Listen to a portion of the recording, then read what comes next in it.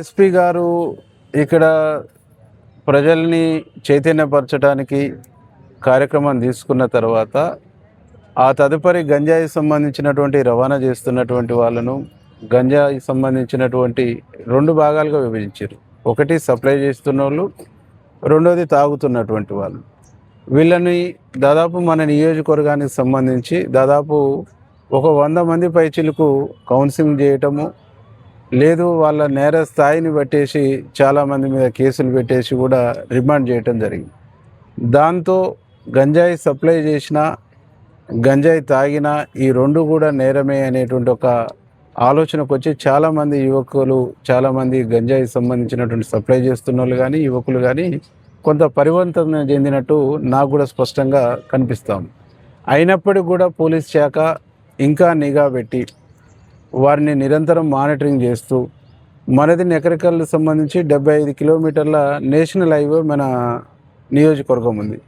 ఈ national highway ఉన్నది కాబట్టి ఒక్కడ కంట్రోల్ చేస్తున్నటువంటి క్రమంలో ట్రాన్స్పోర్టేషన్లో వస్తున్నటువంటి లారీ డ్రైవర్లు కానీ, డీసీఎం డ్రైవర్లు కానీ, వివిధ ట్రాన్స్పోర్ట్లో పనిచేస్తున్నటువంటి వాళ్ళు కానీ, ఇక్కడ 2 ప్రధానమైనటువంటి దేవాలయాలు కూడా, చెరుగట్ లాంటి టెంపుల్ కూడా ఉన్నది కాబట్టి ఈ పబ్లిక్ క్రౌడ్ కొంచెం జమ అయినటువంటి చోట్ల బయట ప్రాంతాల నుంచి వస్తున్నటువంటి వాళ్ళు అక్కడక్కడ దీన్ని మళ్ళీ కొద్దిగా స్ప్రెడ్ చేస్తున్నటువంటి ఒక పరిస్థితి ఉంది. దీన్ని కూడా ఎప్పటికప్పుడు పోలీస్ శాఖ పరిశీలన చేస్తూ దీని మీద ఒక విజన్తో వాళ్ళు పనిచేస్తూ ఉంటారు. చాలా గొప్పగా పనిచేస్తూ ఉంటారు, గొప్పగా కంట్రోల్ చేస్తూ ఉంటారు.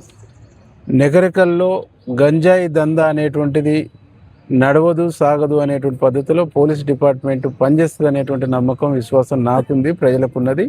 ఇంకా మీడియా వాళ్ళు కూడా చాలా క్షుణ్ణంగా పరిశీలిస్తారు కాబట్టి మీ దృష్టికి వస్తే, మీ పరిశీలనకు వస్తే పలానా చోట జరుగుతుంది, పలానా వ్యక్తి ఈ రవాణా చేస్తుందంటే మీ పేర్లను కూడా గోప్యంగా ఉంచుతూ మీరు పోలీస్ డిపార్ట్మెంట్కు తెలియజేయండి, తప్పకుండా నివారిస్తాం. ప్రజాపాలనలో భాగంగా ప్రగతి ప్రణాళికని రూపొందించుకోవడం కోసం నకరికల్ మున్సిపాలిటీలో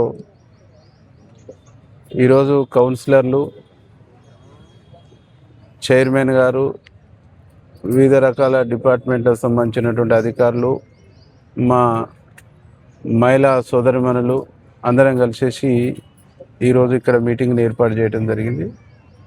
గౌరవనీయులు ముఖ్యమంత్రి రేవంత్ అన్న 99 రోజుల ప్రజాపాలన ప్రగతి ప్రణాళికను రూపొందించి అన్ని డిపార్ట్మెంట్లను ఇన్వాల్వ్ చేసి మున్సిపల్ అడ్మినిస్ట్రేషను ఒక 15 రోజుల పాటు, దాంట్లో agriculture department, irrigation department, police department, అట్లాగే ఆల్ డిపార్ట్మెంట్స్ను ఇన్వాల్వ్ చేసేసి ఈ 99 రోజుల పాటు ప్రజాపాలన, ప్రజాప్రభుత్వం ఏర్పడిన తర్వాత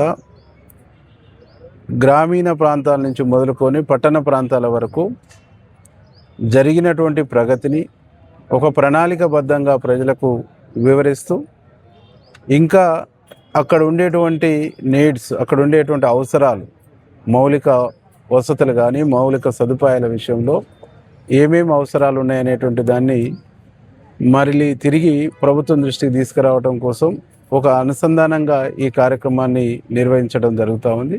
దీంట్లో ప్రజలందరూ పెద్ద ఎత్తున పాల్గొని, ప్రజాప్రతినిధులు దీంట్లో క్రియాశీలకంగా ఇన్వాల్వ్ అయ్యి, ఆల్ డిపార్ట్మెంట్స్ అధికారులు కూడా వారి సంబంధించినటువంటి ఈ 99 రోజుల ప్రణాళికలో వారికి సంబంధించినటువంటి ఇచ్చినటువంటి టైంలో వారు చేస్తున్నటువంటి యాక్టివిటీని, వారు సమాజానికి ఇవ్వాల్సినటువంటి సర్వీస్ను 100% ఇచ్చి ఈ ప్రజాపాలన, ప్రజాప్రభుత్వానికి ఒక పారదర్శకమైనటువంటి అనుసంధానం ప్రజల నుంచి ప్రభుత్వానికి, ప్రభుత్వం నుంచి ప్రజలకు అనుసంధానం చేయడానికి ఇది గొప్పగా దోహదపడుతుందని మేము భావిస్తాం.